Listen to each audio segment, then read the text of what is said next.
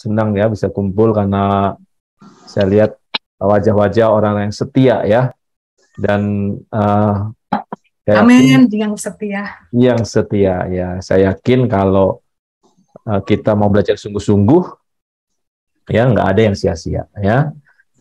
Orang yang Amin. setia, apapun yang dilakukan tidak akan sia-sia. Amin. Nah, Bapak Ibu, kita malam ini melanjutkan ya belajar tentang kasih karunia dan iman. Ya, nanti kita interaktif aja. Jadi yang mau saya sampaikan sebenarnya itu supaya saudara-saudara yang di sini di forum di Zoom ini nggak bingung lagi ya. Kalau ditanya keselamatan itu oleh siapa ya? Karena apa? Karena apa dan oleh siapa ya? Kadang seringkali orang mencampur adukan keselamatan hanya oleh penebusan Yesus Kristus dari Yesus, titik, selesai. Jadi tidak ada perbuatan baik yang bisa menyelamatkan manusia ya. Satu sisi benar, tapi pengertiannya kadang bablas. Bablas artinya tidak ya hanya berdiri di situ, tidak berpikir bahwa perbuatan baik itu adalah bagian dari proses keselamatan ya. Kalau keselamatan itu hanya dipahami titik, nah itu problem ya. Jadi seringkali ya orang mengambil ayat yang Efesus 2 8 sampai 9 itu ya, ayat utama kita di topik ini itu sering salah ya, salah menafsirkan. Jadi Bapak Ibu ya, dengan materi ini, dengan pembahasan yang detail tiap minggu gitu ya, saya harap nggak bingung lagi ya, nggak bingung lagi. Oke, ini screen satu. Oke. Ya, yang Efesus 2:8-9 ya, yang ini 2:8-9. Sorry. Ya, nah yang di sini ya, Efesus 2:8-9. Ini poin utamanya. Jadi keselamatan itu ada dua faktor ya, karena kasih karunia dan oleh iman. Kemarin kita udah bahas ya, coba saya ulangi. Jadi poinnya, pemikirannya atau konsepnya, Bapak Ibu, kita mempercayai Allah yang punya integritas. Ya, kita mempercayai Allah yang punya tatanan. Sebenarnya itu sih, ya itu pegangan kita, ya itu dasar keselamatan kita. Jadi kalau kita berpikir apa dan bagaimana keselamatan, nggak bisa lepas dari sosok Allah, ya sesembahan yang menciptakan langit dan bumi ini. Seperti apa? Profilingnya seperti apa? Ya, tentu saja profilingnya itu harus seperti yang diajarkan Alkitab. Nah, problemnya adalah orang merasa semua yang diajarkan itu berdasarkan Alkitab.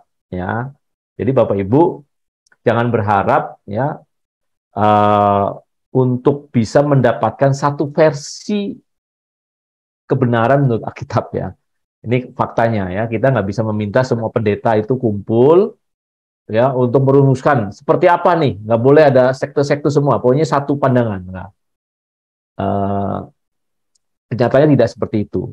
Dan kita lihat ya, Tuhan seakan-akan membiarkan ya, artinya Tuhan tidak turun ke dunia untuk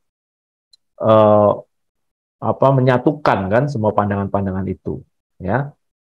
Jadi di sini satu pelajaran Bapak Ibu soal iman, keselamatan, soal kasih karunia, keselamatan, proses keselamatan, perjalanan keselamatan itu memang ya sekali lagi memang tanggung jawab setiap individu untuk memutuskan. Ya, Bapak Ibu tidak bisa bergantung pada siapapun sebenarnya pada akhirnya.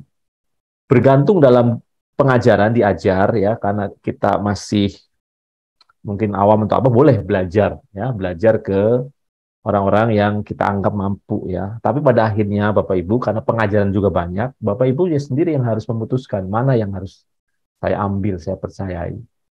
Termasuk di pelajaran tentang keselamatan ini. Ini satu hal yang saya dapat selama belajar ya. Seringkali ya dulu saya berpikir ya udah saya ngambil ke satu sosok aja atau satu pengajaran tertentu saja gitu ya dan mempercayakan semuanya ke situ. Tapi pada akhirnya yang saya rasakan sekarang bahwa apapun Bapak Ibu yang diajarkan ya, yang kita terima ya dari pendeta, dari rohaniwan atau bahkan dari mentor pembicara di Zoom ini, pada akhirnya Bapak Ibu sendiri yang menentukan mau terima apa enggak, mau mana yang mau diterima, mana yang mau dijalankan gitu. Ya, jadi coba saya encourage semua yang ada di Zoom ini benar-benar merasapi, mencermati yang diajarkan ini ya, termasuk dari saya nih ya. Jangan langsung telan, langsung ya ya amin aja tapi nggak pernah memikirkan, nggak pernah memperkarakan. Jadi saya mau materi-materi yang di GPS ini ya, itu menjadi materi yang private sekali, yang punya sentuhan pribadi buat hidup masing-masing kita di sini. Ya, bukan hanya sekedar menambah pengetahuan saja, sekedar bahwa bahkan mungkin sekedar bahwa wah ini adalah satu cara ibadah ya, satu apa namanya syarat atau merasa bahwa dengan melakukan ini dengan belajar ya ya artinya saya sudah mengikuti kehendak Tuhan, saya sudah taat, saya sudah menyenangkan Tuhan gitu ya. Nah, nanti Bapak Ibu akan sampai pada kesimpulan ya, mudah-mudahan dan yang paling nggak saya menyimpulkan bahwa eh, semua yang kita pelajari itu ya, dan kita memang butuh pengajaran tentang kebenaran, tapi pada akhirnya ya semua pengajaran itu harus bermuara ya, bermuara pada satu hal. Apa ya Bapak Ibu ya? Apapun pengajarannya, apapun yang Bapak Ibu peroleh ya, dari buahnya lah kamu akan melihat benar atau tidak. Artinya gini, kalau satu pengajaran itu Bapak Ibu terima tapi tidak membuat Bapak Ibu semakin seperti Kristus, nah itu yang Bapak Ibu pertanyakan.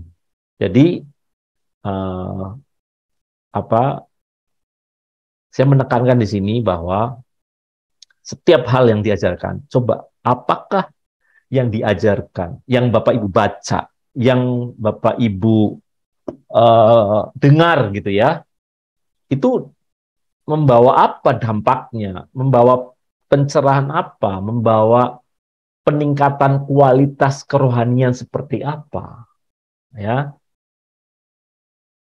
Tidak cukup hanya kita mengerti secara logika, ya. Termasuk juga tentang pelajaran keselamatan ini seharusnya kalau kita mengerti ya sebenarnya paham dan saya juga dalam proses memahami ya ternyata apa yang saya pahami sekarang itu ya berbeda dengan yang dulu. Jadi ini sebenarnya juga perjalanan pemahaman kita akan kebenaran seiring dengan perjalanan pertumbuhan iman kita. Jadi benar-benar Bapak Ibu kita menjadi hidup di bumi ini itu memang sedang menjalani apa? Menjalani proses pertumbuhan iman, menjalani ya penyerapan terhadap kebenaran-kebenaran yang Tuhan akan berikan. Pasti Tuhan memberikan kebenaran-kebenarannya melalui perjalanan kehidupan kita sehari-hari. Ya, itulah makanya kita diberi waktu. Ya, Tuhan tidak bisa memberikan semua kebenaran yang dibutuhkan untuk kehidupan kekal di masa depan itu langsung gitu. Ya, kalau memang itu bisa langsung seperti itu ya, ya kita nggak perlu namanya mengerjakan keselamatan ya. Tapi ingat ya, anak Allah kita Allah yang eh, punya integritas dan berprinsip proses hukum proses ya, punya tatanan proses ya. Maka makhluk ciptaannya juga harus mengalami proses ya. Nah, dengan konsep ini ya, dengan konsep ini, dengan pemahaman tatanan Allah seperti ini, kita akan semakin menghargai setiap hal yang terjadi dalam hidup kita. baik yang kita sadar kita amati maupun yang tidak kita amati, bahwa memang Tuhan bekerja ya, bukan hanya Tuhan tapi bekerja dalam segala sesuatu ya. Segala hal itu memang Tuhan izinkan terjadi pada kita ya, demi supaya kita mengalami perjalanan iman ya, demi kita mengalami pertumbuhan ya, proses pertumbuhan menjadi manusia Allah, menjadi manusia yang punya kualifikasi seperti serupa Kristus ya. Tidak benar-benar punya derajat nilai seperti Kristus 100%, tentu berbeda ya, tapi kita punya kualifikasi yang masuk situ ya. Kita sempurna dalam skup kita. Nah, itu sebenarnya Bapak Ibu ya, yang kita lakukan sekarang ini sedikit demi sedikit ya, setiap kebenaran masuk itu sebenarnya memang memang proses yang kita harus jalani gitu ya. Nah, harus Bapak Ibu mencermati nih setiap pengajaran, setiap hal.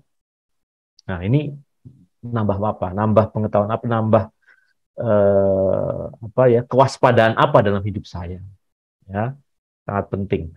Nah, Bapak Ibu, satu tatanan yang kita kemarin belajar bahwa ya, keselamatan itu dimulai dari Allah, inisiatif Allah. Ya, adalah anugerah atau kasih karunia Allah. Kita sudah belajar apa itu kasih karunia. Ya. Kasih karunia itu konteksnya suatu yang besar, yang penting, signifikan ya di sini ya. Jadi tolong bedakan kasih karunia anugerah Allah dengan misalnya kalau contoh-contoh seorang ibu memberikan hadiah pada anak gitu ya, itu tidak sebenarnya tidak bisa dikategorikan secara head to head ya atau secara sebanding ya dengan topik anugerah atau kasih karunia ini, karena eh, kalau kita bicara anugerah kasih karunia Allah kan poin-poinnya kemarin apa, diberikan kepada yang derajatnya tinggi kepada yang rendah, dan itu soal soal yang sangat penting yang menyangkut sebenarnya kekekalan, yang menyangkut nasib orang itu secara penting gitu ya. Nah, kalau konteksnya ini ya, karena sesuatu yang sangat penting dan semua dimulai dari Allah, dari anugerah Allah, tentu tidak boleh itu hanya apa namanya tidak membuahkan hasil ya, atau yang diberikan, anugerah yang diberikan itu tidak ada kelanjutannya, tidak menjadi apa-apa, karena tujuan anugerah itu memang untuk menyelamatkan manusia, untuk membawa manusia kepada jalurnya ya, kepada rancangan semula dari Allah. Nah, untuk bisa sampai situ, pasti anugerah yang diberikan Tuhan itu akan melahirkan tanggung jawab dari yang menerima anugerah. Ya, harus pasti, pasti ya, kasih karunia Allah, yang disebut kasih karunia Allah itu akan melahirkan tanggung jawab supaya anugerah itu sampai pada tujuannya. Dan bentuk tanggung jawab kita adalah dengan respon, ya, tindakan, respon. Bukan hanya satu respon tapi seluruh respon, seluruh hidup kita sebenarnya. Bukan respon yang sekedar mulut saja gitu ya, tapi respon seluruh keberadaan hidup kita ya. Karena kalau menyangkut keselamatan Bapak Ibu, anugerah keselamatan tidak akan sampai sasaran kalau kita responnya tidak melibatkan seluruh keberadaan kita, mulai dari pikiran kita, perasaan kita, sikap tindakan kita. Ya, tidak mungkin kalau kita responnya hanya setengah-setengah ya, hampir dipastikan tujuan utama kenapa anugerah itu diberikan tidak akan tercapai. Ya, tujuan utama anugerah keselamatan kan supaya kita bisa menjadi pribadi seperti Kristus ya, punya kualifikasi ya seperti Kristus supaya benar-benar nanti layak ya hidup kekal bersama Tuhan. Ya, jadi kita sudah bolak-balik ngomong ya bahwa keselamatan dalam Tuhan Yesus itu bicara Bapak Ibu, bicara perubahan karakter kita, perubahan kualitas ya diri kita ya. Jadi bukan sesuatu yang kita terima take it for granted ya, artinya ya sudah itu jadi hak saya nggak perlu bertanggung jawab, enggak ya. Harus diingat bahwa kalau kita menerima privilege, ya ini privilege, mendengar kebenaran ini buat saya dan buat saudara itu privilege, ya hak istimewa. Itu benar-benar kita sebagai umat pilihan ya, pasti akan melahirkan tanggung jawab besar. Ya, jadi dalam perjalanan nanti Zoom ini, ya masing-masing kita bisa bertanya pada diri sendiri, ya apa yang mesti saya responi ya dengan kebenaran-kebenaran yang kita terima.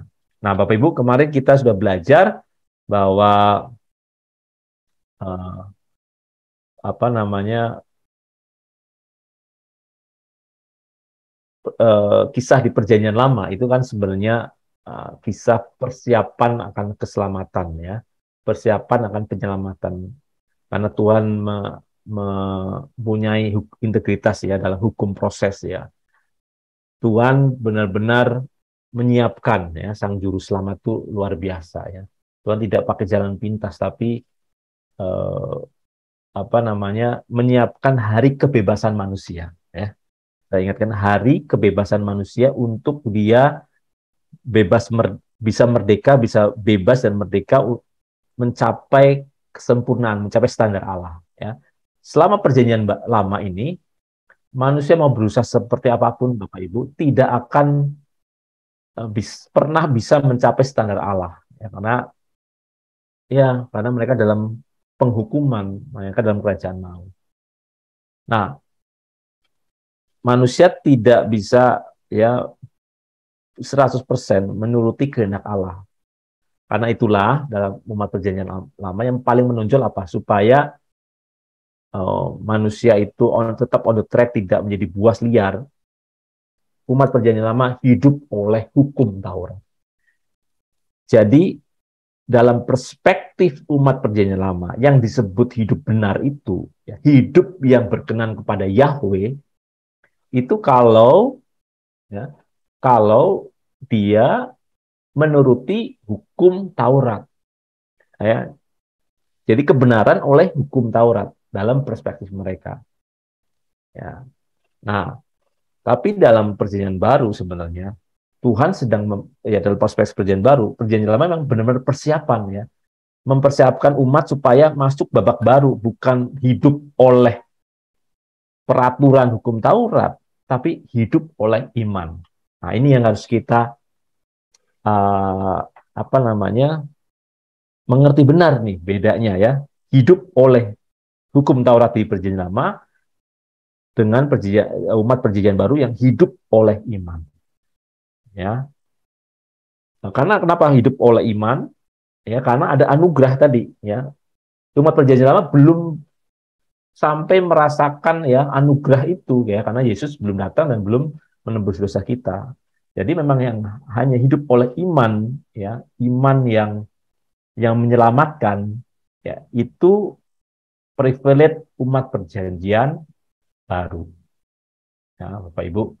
Jadi sejak dulu sebenarnya proyeksi Allah ya saat memanggil Abraham itu memang untuk mempersiapkan memberitakan kabar gembira atau Injil itu yaitu hari kebebasan manusia.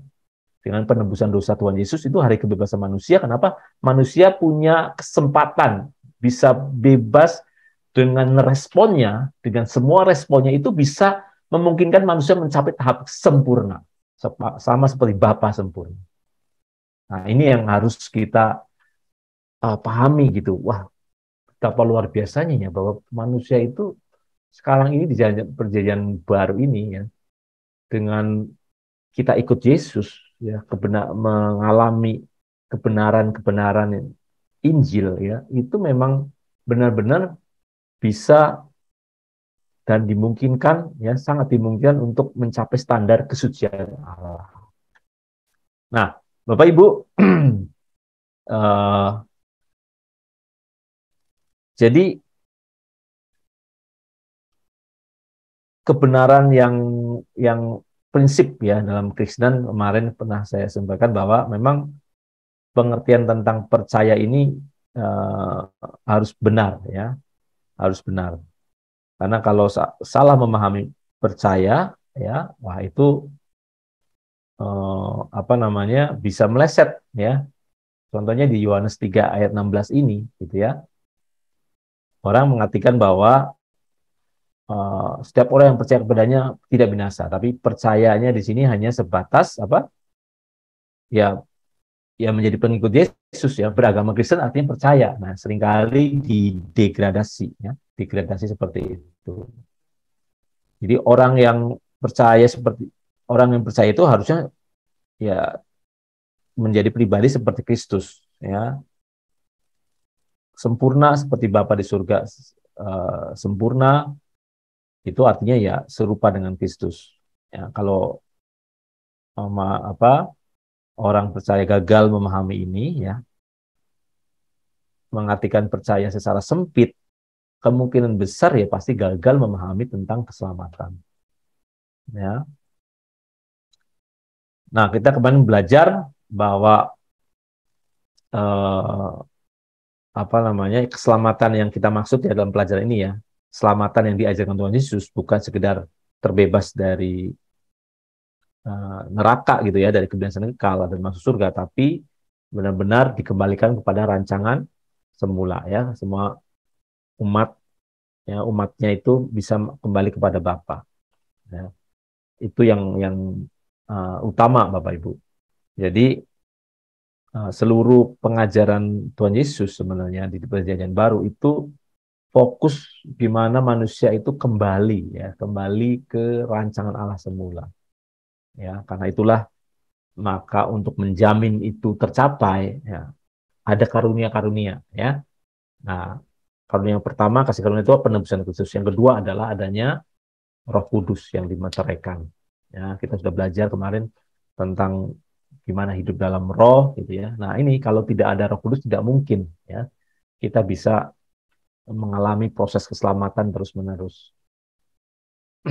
Jadi dalam keselamatan ada unsur-unsur yang saya ulangi seperti yang sebelumnya saya sampaikan. Pertama, karena kasih karunia, ya, jelas ini, ya, kasih karunia karena penebusan Kristus.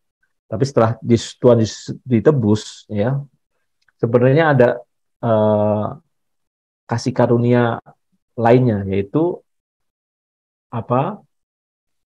Kita punya kesempatan untuk bisa mempercayai, ya, mempercayai penebusan itu, ya, itu juga karunia, ya. Nanti disebut karunia iman, karena kalau Tuhan tidak mengkondisikan kita untuk bisa beriman, nah, tidak mungkin. Tetap kita percaya pada Tuhan juga atas, ya, pengkondisian oleh Allah. Nah, itu juga privilege, ya, kita sebenarnya lahir di keluarga Kristen sehingga mendengar Injil, mendengar Tuhan Yesus itu juga kan kasih karunia Allah, ya. Itu benar-benar pilihan Allah kita hidup di keluarga mana. Ada orang-orang yang tidak seperti itu, ya. Tapi ada juga orang yang mungkin lahir di keluarga yang bukan Kristen, yang malah yang dulu yang membenci kekristenan, ya, bisa ketemu Tuhan, bisa mengalami percaya karena apa? Tuhan ternyata memberikan, ya, memberikan uh, karunia-Nya, pengkondisian secara khusus, ya, biasanya lewat mimpi, lewat penglihatan, gitu ya. Ya, kemarin baru-baru ini saya Zoom sama uh, orang yang, ya, latar belakangnya bukan Kristen, ya, bahkan orang tuanya itu salah satu pejabat agama lain, gitu.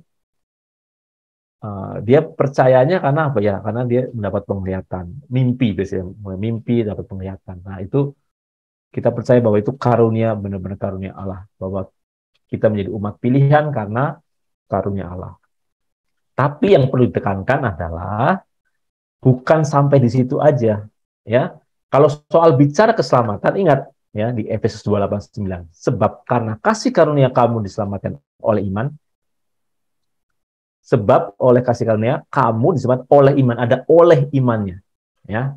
Sekali lagi saya ingatkan bahwa yang dimaksud itu bukan hasil usahamu tapi pemberian Allah, itu bukan hasil pekerjaanmu, itu adalah fokus apa? Maksudnya kasih karunia itu yang bukan usaha kita, bukan hasil pekerjaan kita, tapi pemberian Allah. tapi kita bisa diselamatkan oleh iman. Diselamatkan oleh iman. Jadi ada respon, ada bagian kita. Jadi kalau kita nggak punya iman, sudah pasti anugerah kasih karunia Allah ini yang sudah diberikan akan menjadi sia-sia buat kita. Ya, jadi karena ada iman, oleh iman. Nah, ini Bapak Ibu, ya, kemarin kita juga sudah jelaskan bahwa ada proses bertahap ya dalam keselamatan itu.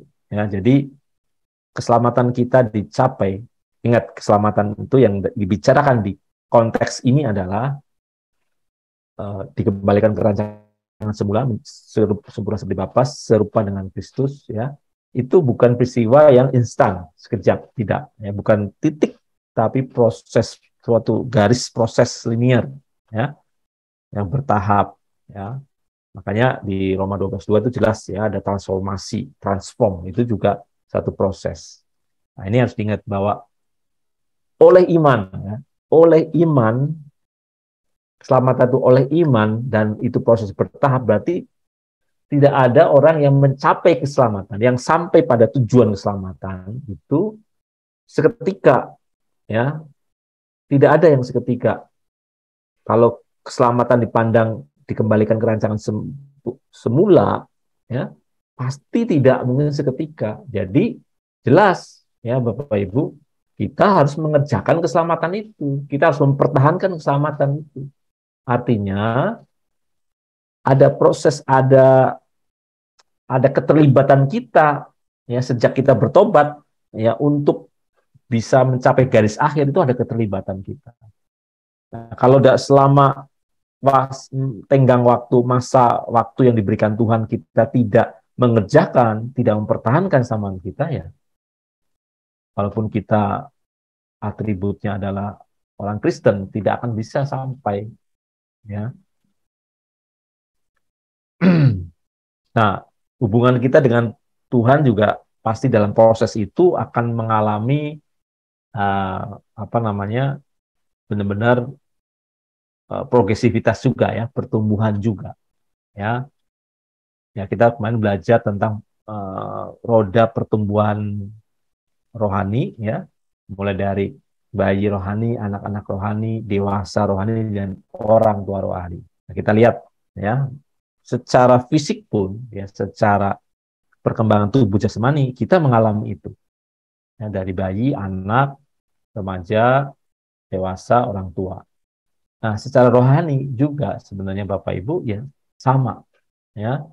Jadi oleh iman itu, ya, artinya kita seperti dikatakan Roma 1 ayat 17 ini, sebab dalamnya nyata kebenaran Allah yang bertolak dari iman dan memimpin kepada iman. Ya, seperti tertulis orang benar akan hidup oleh iman. Ya, bertolak dari iman dan memimpin kepada iman. Ini menarik, ya. Bertolak dari iman dan memimpin kepada iman. Ini proses. Oleh iman itu nggak dipahami. Ya udah, namanya oleh iman ya percaya, saya mengaku Yesus dengan mulut saya, udah, itu berarti oleh iman. Itu enggak. Bertolak dari iman memimpin kepada iman. Jadi ada pertumbuhan iman juga gitu. Ya. Jadi kalau disebut kita sebagai orang beriman gitu ya, itu bukan peristiwa sekejap gitu. Kita bisa benar-benar disebut orang beriman kalau mengalami benar-benar proses, ya, kita masuk dalam proses pendewasaan Allah. Abraham itu, ya, kenapa dikatakan sebagai bapak orang beriman, itu bukan satu peristiwa, dua peristiwa aja, Bapak Ibu. Itu lewat serangkaian peristiwa, lewat serangkaian tantangan, masalah, dan Abraham meresponinya, ya, dari semua respon Abraham ini, Tuhan layak mengatakan bahwa ini bapak orang beriman. Ya. Kita lihat yang kita kemarin sudah belajar, ya, beriman itu kalau selalu dikaitkan dengan pasti selalu dikaitkan Abraham, ya, gimana respon Abraham, ya, harus dibawa ke situ Bapak Ibu, harus dibawa ke situ. Jadi kita harus benar-benar bertumbuh supaya kita benar-benar bisa ya mengimbangi Allah ini. Jadi judulnya mengimbangi Allah. Ya, kenapa Bapak Ibu? Karena eh, kita akan hidup selama-lamanya dengan Allah gitu ya. Kalau kita firman Tuhan bilang kuduslah kamu sebab aku kudus ya. Bapak Ibu kalau di surga itu ada kekudusan Allah, tahta Allah ya, ada terang Allah di situ. Kalau kita nggak kudus, nggak terang, ya, tidak mungkin kita bisa betah di situ. Ya, jadi sebenarnya Bapak Ibu kalau saya pahami gitu ya, Tuhan itu benar-benar tidak menciptakan neraka ya. Tuhan tidak mau semua pun binasa ya. Tapi neraka atau kebinasaan kekal itu harus dipahami itu ada keterpisahan dengan Allah. Keterpisahan dengan Allah itu bukan maunya Allah gitu. Tapi itu karena pilihan manusia sendiri yang tidak mau memilih Allah ya. Jadi kan ada orang yang bilang bahwa oh nggak percaya loh ada neraka. Ada apa tuh? Ada satu golongan sekte yang tidak percaya akan neraka. Tahu nggak apa itu? Ada kan? Siapa? Ada nggak golongan Kristen yang tidak percaya ada neraka? Ya, ada yang tahu teman-teman? Tidak percaya sama neraka itu ada. Karena apa? Argumentasinya. Nggak mungkin Allah yang Maha Kasih itu menghukum orang selama-lamanya. Ya, tidak mungkin. Ya, tapi sebenarnya bukan maksud Allah menghukum ya. Karena orang itu memisahkan diri, ya jadi terkena konsekuensinya. Nah, konsekuensi ini bisa disebut sebagai murka Allah, hukuman Allah gitu ya. Tapi sebenarnya Allah sama sekali tidak bermaksud yang menghukum. Ya, tapi karena Allah punya integritas, Allah punya tatanan, ya, orang yang tidak kudus, orang yang tidak seirama dengan dia, ya, orang yang istilahnya itu nggak bisa menyatu dengan dia, ya nggak mungkin bisa hidup bersama dengan Tuhan gitu. Jadi kalau saya lihat kebenaran-kebenaran ini nyambung logis gitu ya. Jadi Allah yang kita sembah itu bukan Allah yang menuntut kamu harus ikut saya, aku enggak. Tuhan benar-benar kasih pilihan ya. Roh Kudus dalam hati kita itu benar-benar pribadi yang lembut yang memberi apa ya? Benar-benar keputusan akhir di kita ya. Roh Kudus mengingatkan, menasihati, tapi tidak pernah memaksa ya. Nah, ini kita kemarin sudah belajar ya dari Pak Hens betapa benar-benar memang tanpa Roh Kudus itu kita nggak mungkin bisa mencapai kekudusan Allah ya. Nah, kalau itulah kita menghargai ya. Menghargai Roh Kudus gimana? Kalau saya menghargai setiap apa ya yang muncul di hati gitu. Yang mengingatkan itu harus kita dengerin gitu ya. Kita dengerin, kita punya waktu untuk mendengarkan apa yang muncul di hati. Karena Roh Kudus seringkali lembut ya. Kalau kita kredit nggak punya waktu ya pasti nggak terdengar, Bapak Ibu. Nah, jadi kita harus benar-benar uh, apa bisa memahami ini. Ada proses bertahap ya. Iman itu juga menyangkut respon individu ya. Ada respon individu yang memadai ya. Jadi kata kunci iman tuh Bapak Ibu harus ini ya di sini ya. Proses yang bertahap ya oleh iman itu proses yang bertahap dan selalu ada namanya respon individu ya. Proses bertahap itu mengacu pada Roma 12:2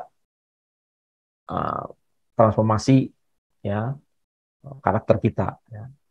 Mengikuti hukum sebenarnya tugas perkembangan manusia ini sebenarnya dipelajari di psikologi Bapak Ibu. Manusia itu memang jiwanya juga mengalami perkembangan ya. Kalau dia anak-anak itu memang dia harus mencapai level apa ya? Level pemikiran ya di level anak-anak. Tapi kalau dia umurnya sudah remaja, dia harus juga level pemikirannya harus seperti remaja. Waktu dia 30 udah dewasa, dia juga pemikirannya seperti dewasa. Ya, seiring itu. Jadi apa memang manusia baik dalam hal apapun ya dalam dari sisi fisik jiwa rohani itu selama di bumi ini memang tugasnya belajar berproses ya tugas belajar dan berproses mencapai titik puncak ya kematangan dari tubuh jiwa dan roh hanya kalau tubuh ya Bapak Ibu itu ada keterbatasannya ya. Semakin matang tubuh itu bukan semakin baik sehat, tapi kan akhirnya turun gitu ya. Tapi sebenarnya jiwa dan roh kita yang tidak binasa ini seharusnya semakin naik ya, tidak turun seperti tubuh ya. Kenapa? Kenapa tubuh apa namanya mati ya? Karena itu akibat dosa dan Tuhan tidak mempermasalahkan itu. Kenapa? Kita akan diberikan tubuh yang baru. Nanti dalam kekalan ya kita punya tubuh yang bisa mengimbangi juga ya pertumbuhan kedewasaan jiwa dan roh kita ya, karena tubuhnya juga tidak akan mati. Tapi selama di bumi ini, makanya Paulus menekankan manusia batiniah itu karena itu, ya Bapak Ibu, karena itu yang akan kita bawa nanti, ya akan kita bawa di dalam kekekalan. Jadi Bapak Ibu, ya dalam oleh iman selain maksudnya proses bertahap, ada respon individu yang memadai. Memadai maksudnya adalah harus sesuai dengan standarnya Allah, ya. Jangan pakai standarnya kita sendiri. Jadi keselamatan itu benar-benar perjuangan yang melibatkan seluruh hidup kita. Ya, kalau kita setengah responnya, ya, setengah-setengah aja, tidak akan bisa mencapai tujuan keselamatan itu. Ya, kalau dalam definisi kita ya tidak akan selamat. Ya, kalau kita tidak merespon dengan seluruh keberadaan kita. Kalau kita tidak meresponi didikan Bapa di surga, ya. Kalau kita tidak mau mendengarkan suara Roh Kudus.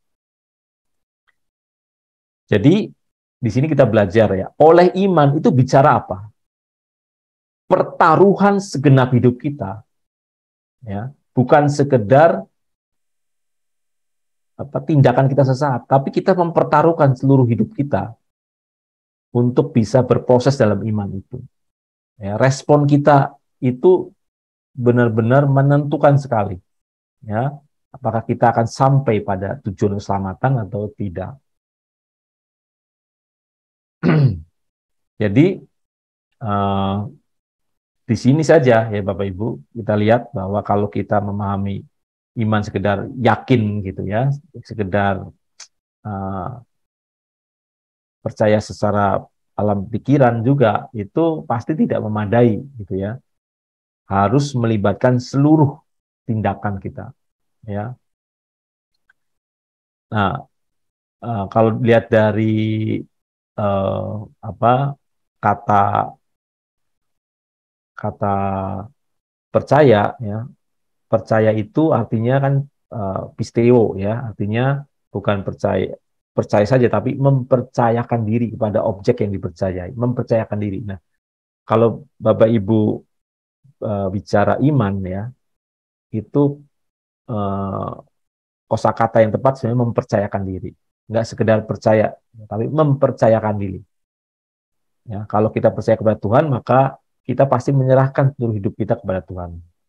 Ya, kalau kita uh, percaya kepada Dia yang memberi hidup, kita juga harus menyerahkan hidup kita kepada Tuhan. Ya.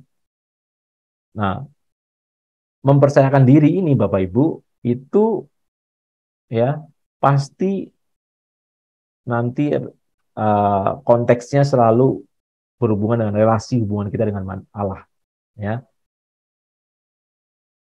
respon kita, ya, artinya gini, respon kita, ya, seberapa kita bisa meresponi dengan benar, itu akan menentukan bagaimana kita relasi atau hubungan kita dengan Allah. Kalau kita seadanya, responnya ya ala kadarnya gitu ya, hampir dipastikan sebenarnya hubungan dengan Allah nggak mungkin intim, ya, ya hanya seperti itu. Jadi Bapak Ibu, kalau saya gambarkan di sini ya Bapak Ibu ya, saya gambarkan di sini. Ini maksudnya gini nih. Keselamatan itu oleh iman kita. Oleh iman kita itu ya memang bertahap. Pertumbuhan iman itu bertahap. Nah, proses bertahap ini juga ya itu sebenarnya juga uh, proses pertumbuhan hubungan kita dengan Allah yang bertahap juga gitu loh.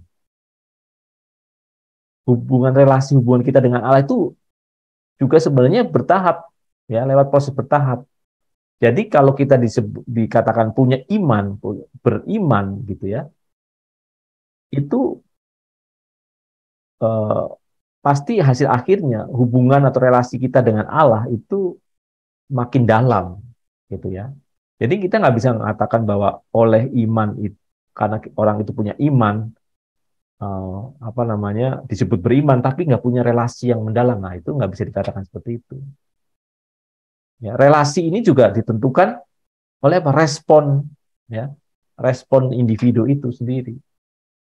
Kalau makin dia meresponi, ya, yang ditunjukkan dengan sungguh-sungguh belajar firman, berdoa dan seterusnya, ya, itu pasti akan membangun relasi, nah, dengan Allah yang memadai, ya.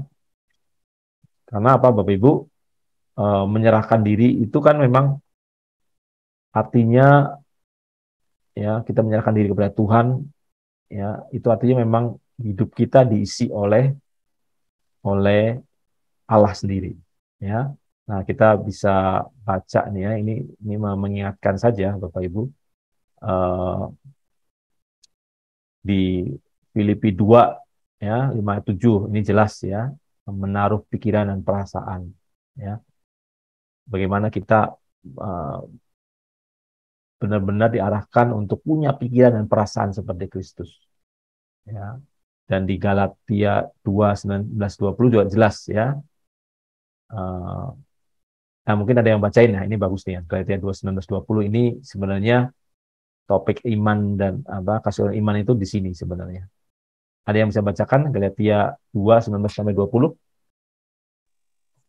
Hendaklah kamu dalam hidupmu bersama menaruh pikiran dan perasaan yang terdapat juga dalam Kristus, yang walaupun dalam rupa Allah tidak menganggap kesetaraan dengan Allah itu sebagai milik. Ya. Halo?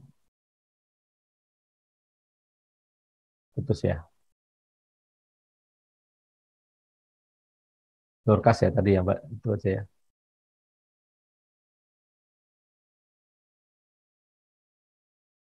Oke. Ada yang melanjutkan yang Galatia 2:19-20 aja. Galatia 2 ayat Galatia 2 ayat 19-20. Sebab aku telah mati oleh hukum Taurat untuk hukum Taurat supaya aku hidup untuk Allah. Aku telah disalibkan dengan Kristus. Namun aku hidup, tetapi bukan lagi aku sendiri yang hidup, melainkan Kristus yang hidup di dalam aku. Dan hidupku yang kuhidupi sekarang di dalam daging adalah hidup oleh iman dalam Anak Allah, yang telah mengasihi aku dan menyerahkan dirinya untuk aku. Oke. Amin. Oke. Nah, Bapak Ibu nih, ya, ini apa, saya dapat lagi gini, ya. Eh, Paulus mengatakan, sebab aku telah mati oleh hukum Taurat untuk hukum Taurat, supaya aku hidup untuk Allah. Aku telah disalibkan dengan Kristus. Jadi, kalau saya pahami dengan topik kita sekarang, ya, kalau kita hubungkan, ya, Paulus itu mengatakan bahwa dia telah mati oleh hukum Taurat untuk hukum Taurat. Artinya apa? Ini, ya, memang dia sudah masuk di perjanjian baru, ya, bukan perjanjian lama. Perjanjian lama itu hidupnya oleh hukum Taurat, ya. Setiap responnya, ya, itu benar-benar diatur oleh hukum Taurat, ya. Jadi sebenarnya Bapak Ibu, kalau menjadi benar, ya, apa namanya, waktu umat perjanjian lama, ya, menjadi benar tanda kutip gitu, ya, itu cukup dengan menjalani hukum Taurat aja udah benar. Nah, Paulus juga kan mengatakan bahwa ditinjau dari kriteria perjanjian lama gitu, ya, oleh hukum Taurat, aku tidak bercacat celah. Artinya ada orang yang memang bisa menjalankan hukum Taurat, ya, itu secara lahiriah, tapi sebenarnya tidak kena sasaran. Kenapa? Karena yang diatur hukum itu kan yang kelihatan, ya. Tapi hukum itu, ya, tidak pernah bisa melihat kedalaman hati, nggak bisa, Bapak Ibu. Jadi di sini kualitasnya nih, saya mau katakan ini, kualitas Kristenan itu di sini. Kualitas kita tidak pernah ditentukan oleh hukum yang tertulis, hukum syariat yang tertulis. Tuhan Yesus mengatakan ya, kalau eh, kamu apa ya memberi ya tapi tidak tulus gitu ya, tidak dari hati, itu ya bukan yang diinginkan Allah gitu ya. Kalau kamu mungkin tidak membunuh gitu ya, tidak melakukan pembunuhan pada orang secara fisik, tapi kalau kamu marah, kamu membenci sesamamu ya, itu juga pembunuhan. Jadi masuk ke esensinya. Nah, Paulus itu mengatakan dia sudah mati di situ, ya, sudah mati. Ya, dia uh, tidak dibatasi oleh itu, gitu ya. Tapi aku hidup untuk Allah. Aku telah disalibkan dengan Kristus. Nah, maksudnya telah disalibkan dengan Kristus, ya, dia membawa kematian Kristus kemanapun. Bahwa hidup yang Paulus jalan itu bukan hidupnya sendiri, melainkan Kristus yang hidup di dalam aku. Nah, saya memahami ayat ini tuh bukan hidup aku sendiri, itu artinya apa? Tujuan hidup kita itu memang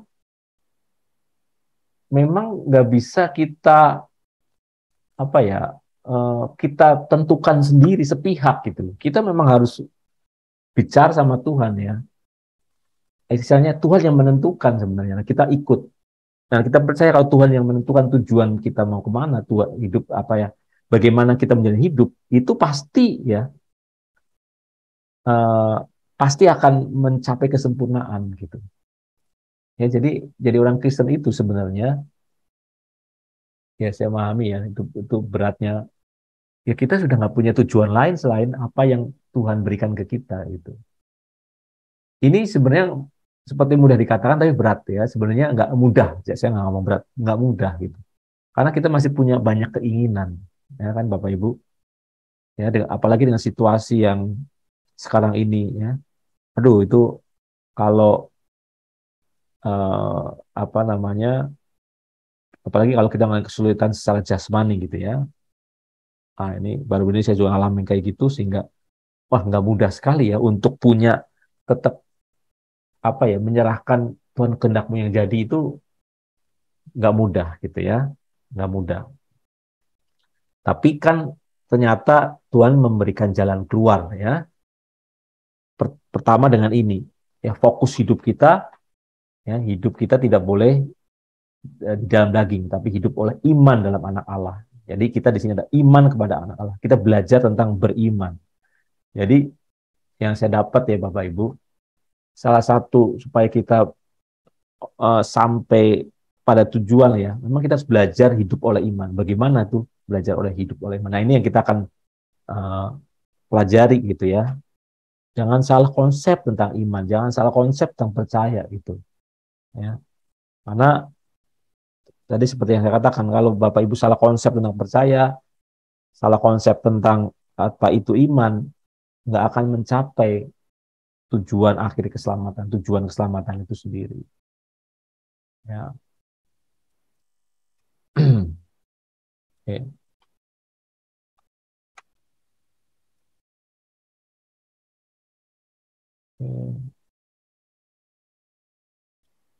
Nah, jadi eh,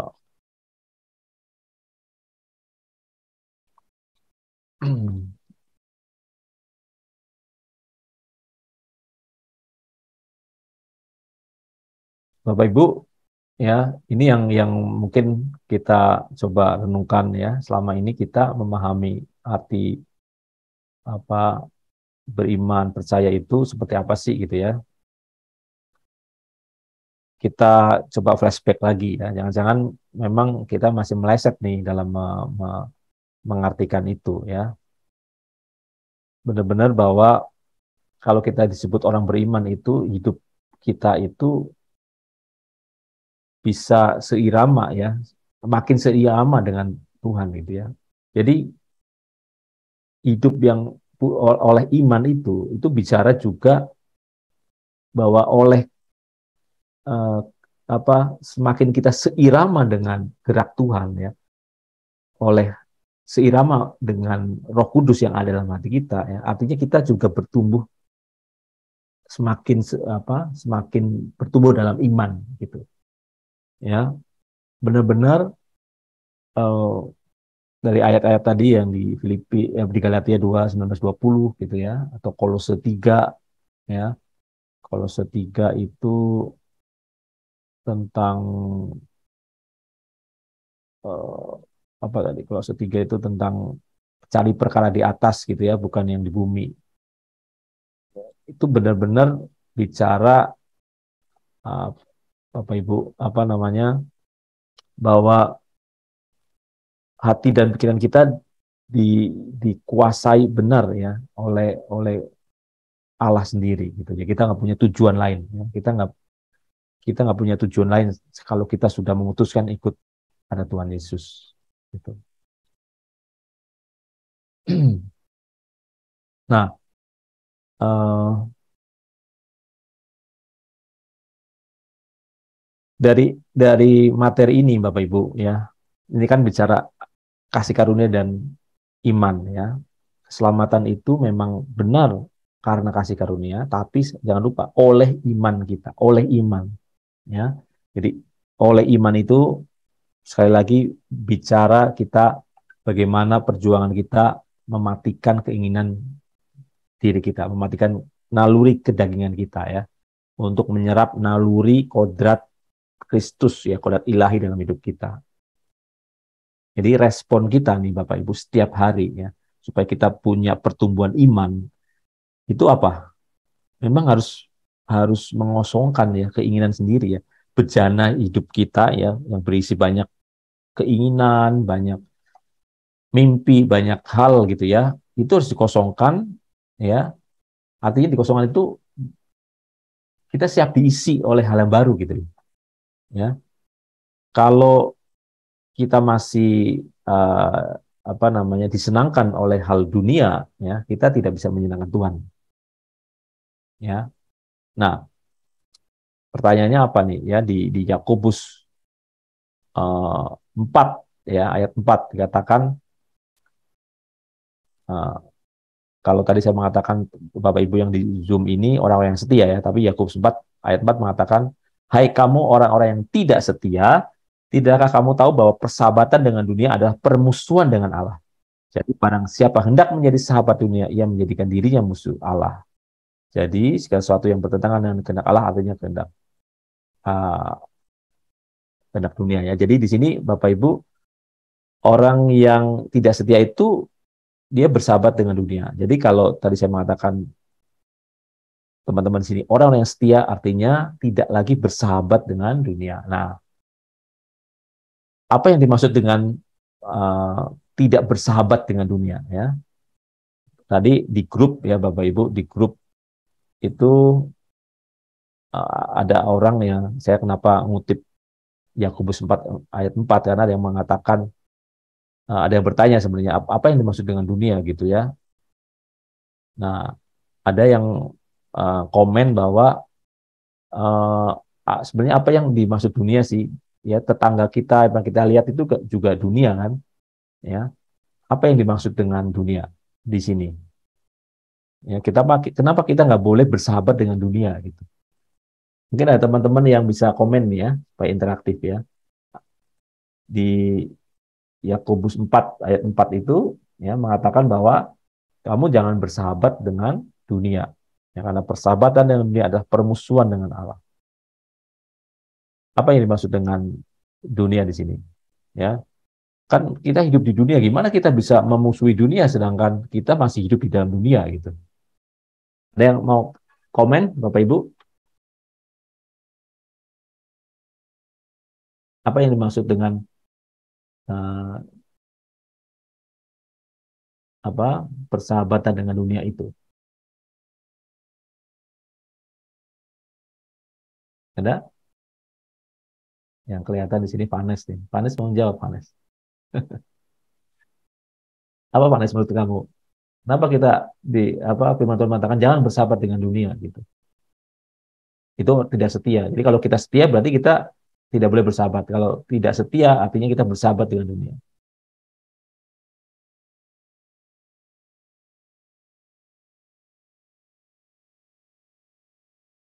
Ada yang mau ini?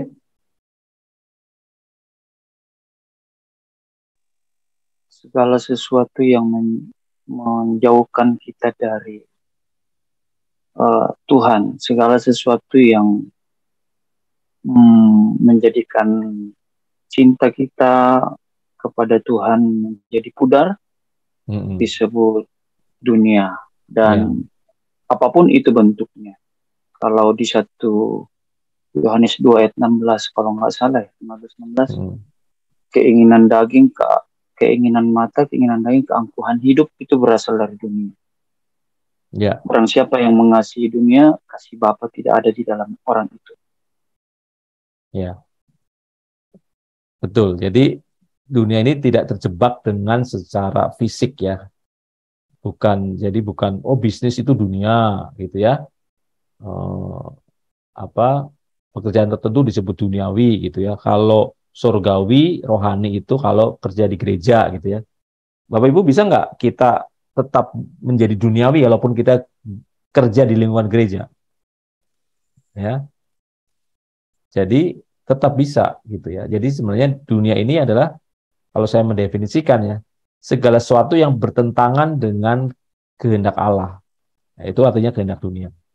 Jadi kalau apapun ya, jadi bukan objeknya ya, bukan pekerjaan kita, bagaimana pekerjaan kita, tapi kalau apa yang kita lakukan ya itu bertentangan dengan kehendak Allah, ya itu disebut dunia ya.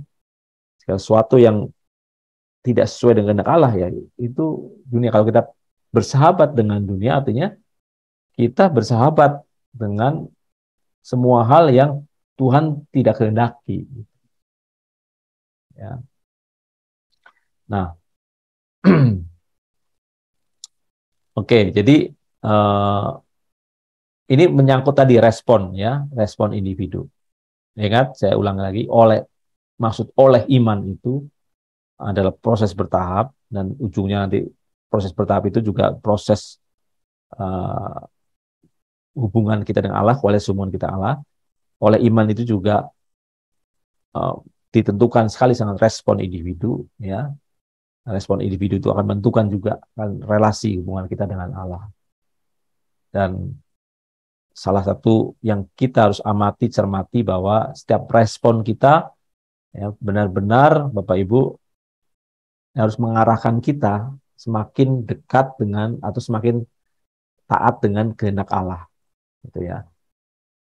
Kita cek aja setiap hal yang sekecil-kecilnya. Apakah yang kita kerjakan itu memang menyenangkan Tuhan enggak?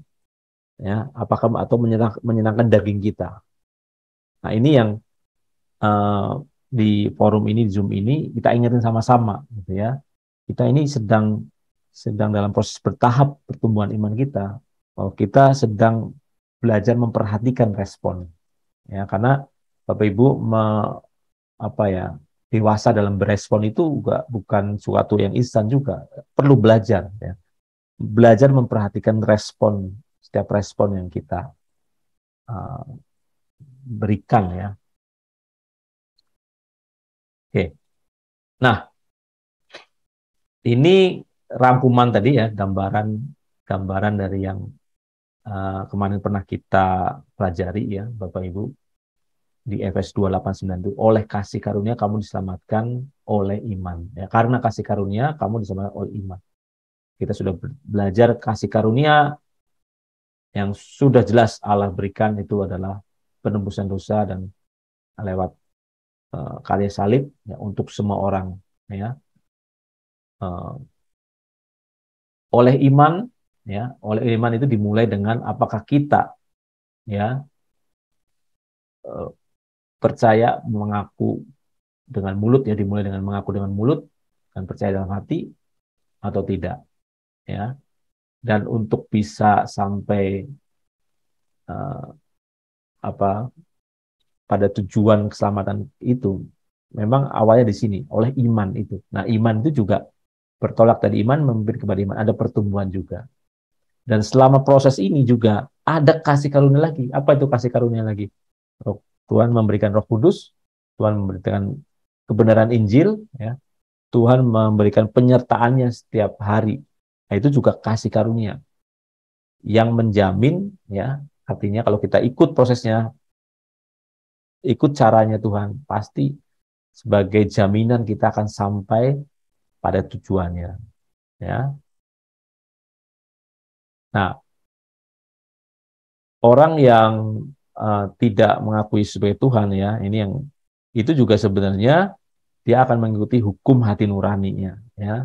Makanya walaupun orang tidak bukan orang Kristen gitu ya, bukan Kristen, dia selama dia mengikuti hukum hati nuraninya, dia tidak punya kesempatan untuk tidak binasa, tapi tidak pernah punya kesempatan untuk masuk ke rumah Bapa menjadi sempurna.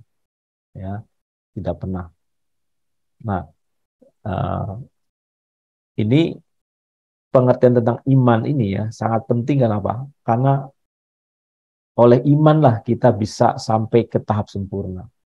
Oleh iman. Jadi memang kita diselamatkan oleh iman itu betul, Bapak Ibu. Ya, tapi ingat iman seperti apa yang kita mau, apa yang perlu kita tahu gitu ya, yang harus kita lakukan itu iman seperti apa.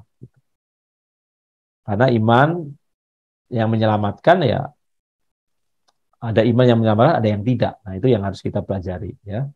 Dan di sini yang utama juga, walaupun kita sudah mendapat kasih karunia Allah ya, bahkan kita bisa mengakui Yesus Tuhan ya, tapi kalau tidak berjalan bersama Roh Kudus ya, dan bahkan menolak, kalaupun menolak itu, jangankan masuk ke langit baru bumi baru, bahkan kita bisa binasa juga kalau kita sudah pada taraf menghujat Roh Kudus ya.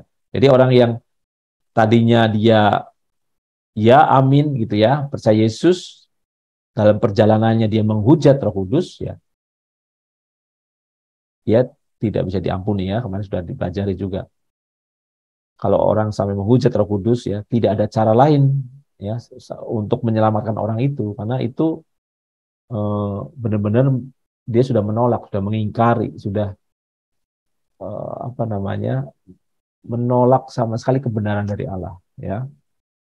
Nah, ini yang Bapak Ibu kita mesti pahami bahwa ya kita harus punya iman bertumbuh yang luar biasa.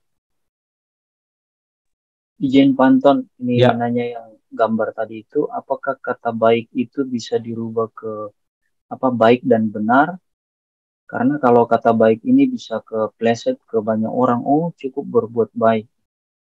Nah, baik belum tentu benar, Pak. Maksudnya bisa mungkin dikatakan juga baik dan atau dibenarkan, dimuliakan yang benar gitu. Kan kalau hanya gini, kalau yang tadi dibenarkan, dimuliakan, dikuduskan, dibenarkan, dikuduskan, dimuliakan, kan ini proses ini, Pak. Ya kan? Oke.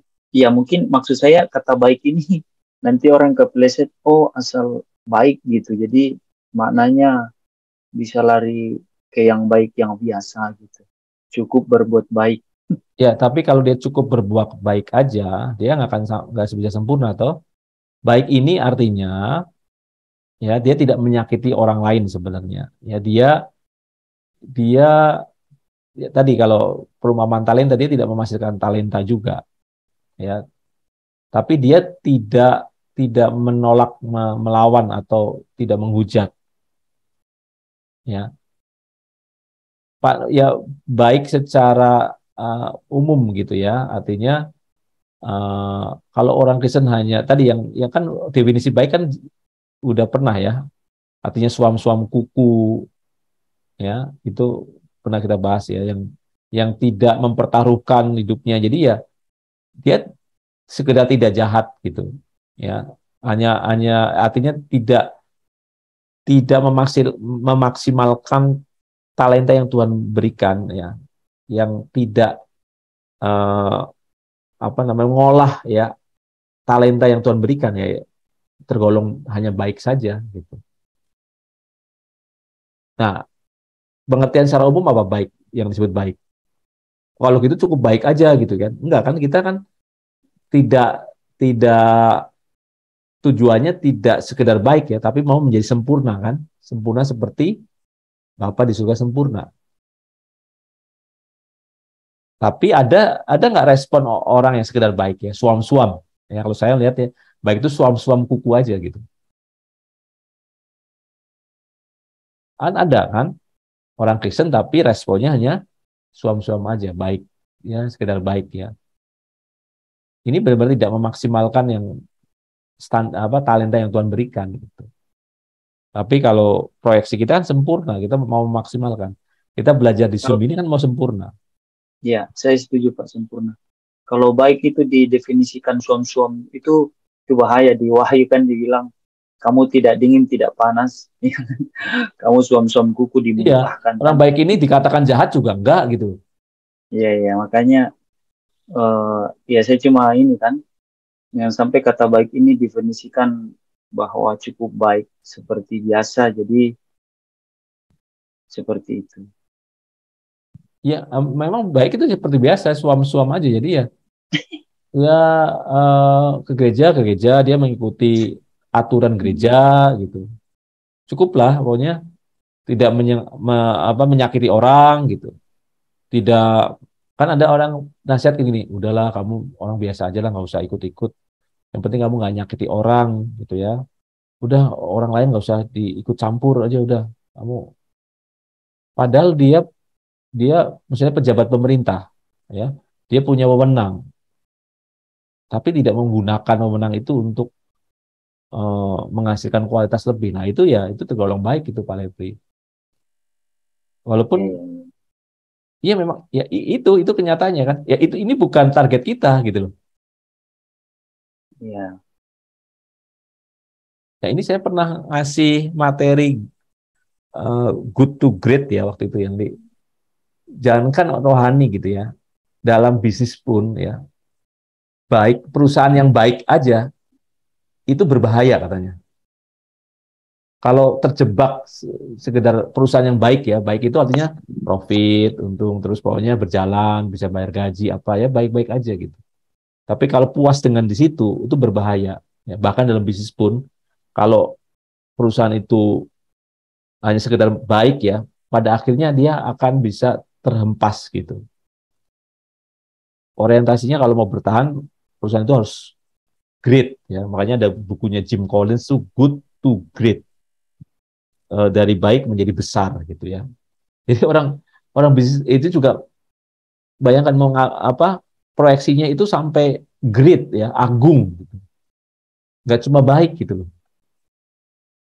Nah, ini saya nangkep sekali nih ini kata ini nih. Baik dan sempurna ya. Baik, berkenan dan sempurna itu benar-benar ini jebakan yang paling banyak Pak Lepri. Orang Kristen dikondisikan hanya sekedar dari orang baik, benar nggak? Ya, itu dia maksud saya. Iya kan, kalau baik aja kan nggak bisa mendapatkan Ya, ya, saya mengerti itu Pak. Ya, saya sedikit ini saja sih. Saya mengerti apa maksud bahwa kita memang targetnya sempurna. Gitu. Jadi kan di sini suatu kesadaran kan bahwa kamu kalau cuma merasa baik-baik aja ya, benar-benar tidak memperkarakan hidupmu gitu ya, kamu nggak akan mencapai ini gitu loh.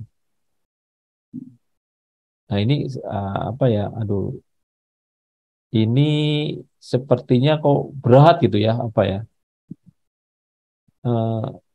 Tapi ingat bahwa Satu sepertinya Yohanes 5 mustahil. ayat 3 Pak. Satu Yohanes 5 ayat 3, perintah-perintahnya itu tidak ada yang berat.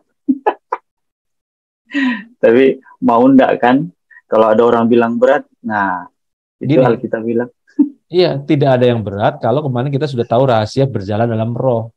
Iya. Kalau kita sudah bisa mengubah rasa, mengubah selera gitu ya, nanti lama-lama nggak berat memang. Tapi harus diakui perpindahan itu gitu ya, itu memang berat gitu. Melepaskan beban dan dosa itu berat gitu. Tapi sebenarnya beratnya itu karena kamu nggak biasa aja. Sama seperti apa ya, kita makan gitu ya. Oh ya nih, mungkin teman-teman ada yang tiap hari itu makan jus sayur nggak ya? Saya sudah hampir sebulan ini punya kebiasaan ya ini sayur itu di blender gitu ya, 1 gelas penuh gitu setiap hari gitu. Banyak orang yang menganggap wah apa namanya, nggak nggak tahan gitu ya. Kadang sayur cuma sesendok 2 sendok gitu ya.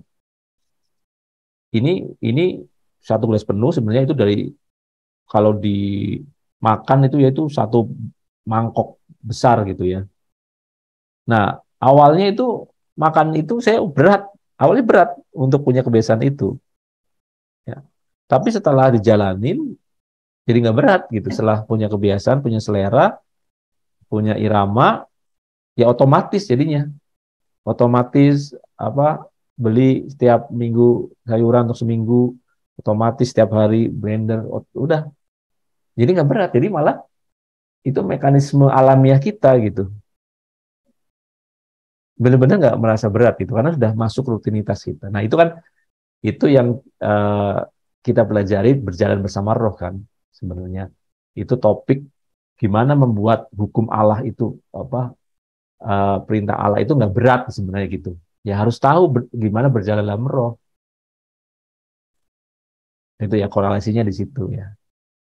Korelasinya di situ. Oke, ada pertanyaan lain? Ya ini harus diulang-ulang ya. Uh, supaya supaya apa, nangkep gitu bahwa uh, apa, kita bukan hanya bicara sekedar tahapan baik aja gitu. Jadi gini Bapak Ibu ya, inginkan lagi kalau kita benar-benar apa, ikut Zoom ini ya, benar-benar tidak tidak sampai apa ya, menggugah hati kita, menggugah kita untuk sempurna gitu ya. Itu apa namanya, yang akan bertahan lama dan pasti akan banyak konflik gitu ya. Kan apa namanya, kalau kita yang masalah yang kita hadapi ini hanya sebatas ya dihandle secara jiwani saja ya, tanpa melibatkan Roh Kudus sama sekali, itu biasanya tidak akan apa namanya, akan melebar dan kita nggak bisa bertahan gitu. Jadi setiap yang kita apa diskusikan di sini ya, ini jadi konsumsi pribadi lah ya.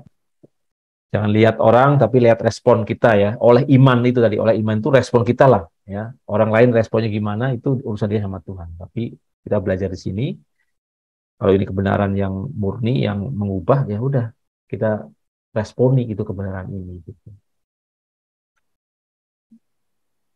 Oke, saya kira itu dulu, mungkin saya akan lanjutkan ya dengan ini, membahas lebih detail lagi ya, apa itu iman, percaya ya. Ada tahapannya, ada karunia iman, iman keyakinan, iman logika, iman keselamatan. Nah, ini nanti kita bahas next ya, Pak Lepri ya. Ini udah Iya, Pak. malam. Jadi Sabtu, Pak ya. ya, jadi Bapak Ibu ya, ini kita bicara iman itu bisa bersesi-sesi gitu ya. Kasih karunia kemarin berapa kali ini, Kak. Jadi nanti, karena ini kan pondasi ya, saya pengen bener Bapak Ibu ngalami apa ya, pencerahan gitu, enlightenment, pencerahan. Oh, gini tuh maksudnya tuh iman tuh ini tuh. Gitu ya, seperti saya hanya bisa memberikan instruksi berenang gitu. Ya, berenang tuh yang baik kayak dada begini, kayak punggung begini, tekniknya begini, apa ini definisinya ini. Tapi Bapak Ibu harus terjun ke kolam renang, belajar hati ngambang ya di kolam renang itu apa. Jadi harus, kalau enggak nanti nggak bisa berenang gitu ya. Jadi ini akan membantu teori-teori ini apa, kebenaran ini, tapi Bapak Ibu harus ambil, ngalami sendiri sehingga nanti ya ya itu. Thank you. Nanti dilanjut lagi. Terima kasih Pak Lepri. Saya serahkan ke Pak Lepri lagi. Thank you.